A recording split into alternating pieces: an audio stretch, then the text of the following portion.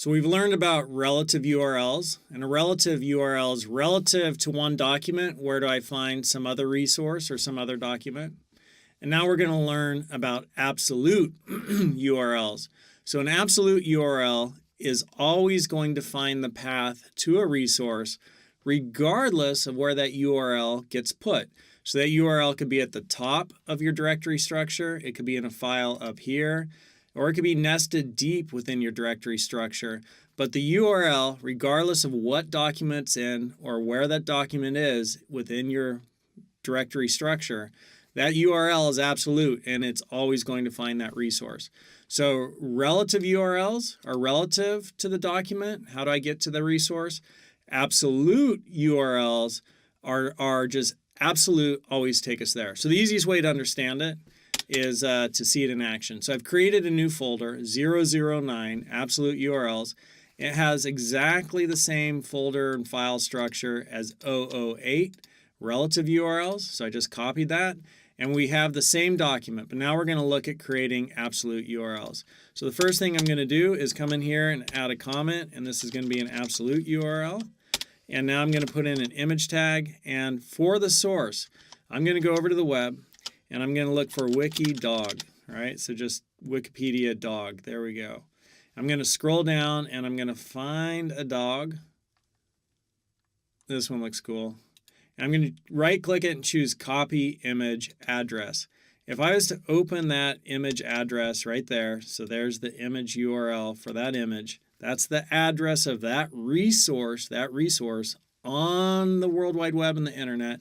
And when I go there, I just get that image. So in my code, I'm going to put that URL.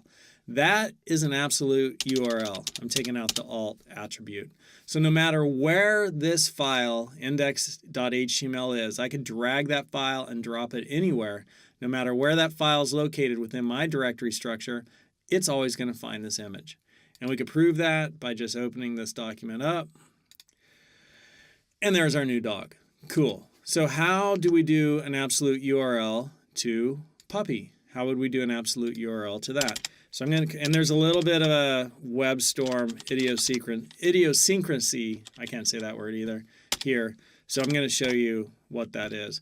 So I'm going to do a new image tag, and from the root of my website, so the root of my website is right here. From the root of my website, I'm going to go into, so I could press Control Spacebar, and here are my options. I'm going to go into 09 absolute URL. And then inside that, / I'm going to choose puppy JPEG. So that all looks good. WebStorm's not throwing any errors. Everything looks fine. However, when I preview that, I've already closed my preview, so let me open this again. When I preview that, Control R, I have an error. And the reason is because WebStorm is kind of goofy with its server. And it serves at this local host, so this is a little bit technical, but don't sweat it. Serves at that local host and then adds the folder name of my root into it, which is not the right way. So if we right-click this and choose Inspect, we can see that I am looking at 009, but it's wanting it at this root. So the way we fix that is we take this part right here, and this isn't what you do in production. In production, you'd leave it just like that. But when I duplicate that code and drop this in, one too many slashes, cool. So now WebStorm is telling me, hey, that's not going to work. I can't find that file. However, when I come over here and I preview it, it finds the file. And it all has to do with the way WebStorm serves its files. So in production code, you're going to do it like this. But when you preview it in WebStorm, if you want to see it work, you got to add that in. I'm taking it out. I'm going to take it out because this is the way you'd write it, even though WebStorm doesn't prove it. When you deployed your website, that would work. So this is another absolute URL. And to do absolute URLs to like this file, I would just do 00 image, right? So to get to that file, I do an image. And then, well, let me do it from / //00 image / Control Spacebar pup JPEG. So that's how I'd get to that other file.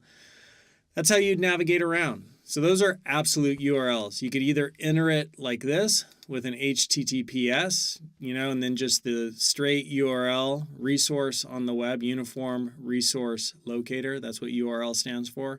So the straight path to the resource on the web. Or you could do it relative to the root of your website. And WebStorm has issues with it. So that's just something funny about WebStorm. It's like my least favorite thing about WebStorm. Anyhow, the main takeaway from this video is that you're learning about absolute URLs and the difference between an absolute URL and a relative URL. And absolute URLs are absolute. So no matter where I place that link, any file, anywhere, any page on the web, it's finding that image, right? Or no matter where I place this link in any file within my website, it will find that image, even though WebStorm doesn't, because WebStorm's just messed up. That's one of the flaws. I don't know why they don't have it to work that way. I should submit an issue or something. But anyhow, that's WebStorm. All right, that's relative URLs and absolute URLs.